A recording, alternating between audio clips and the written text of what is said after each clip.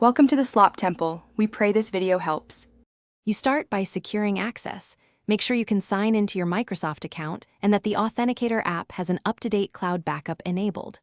Once done, export or note recovery codes and confirm an alternate second factor like phone or SMS is active.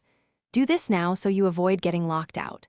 If you can't enable backup, pause and add a phone number at account. Microsoft.com/security. This will let you recover later. Do not uninstall the app yet.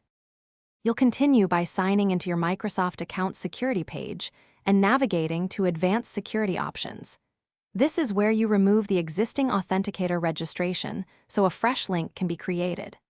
Next, install or open the Authenticator app, tap Add Account, and either restore from backup, if you previously backed up, or choose to set up the account manually using the QR code or secret shown on the security page. Make sure to grant camera permission to scan the QR. Scanning faster reduces mistakes. You finish by verifying the new registration. Approve the test notification or enter the 6-digit code shown and confirm sign-in succeeds. Once verified, immediately re-enable cloud backup in the app so future resets are painless, and delete any outdated device entries in your account's security settings. If something goes wrong, use the recovery codes you saved or the alternate phone number to regain access. If you still can't sign in, contact your administrator or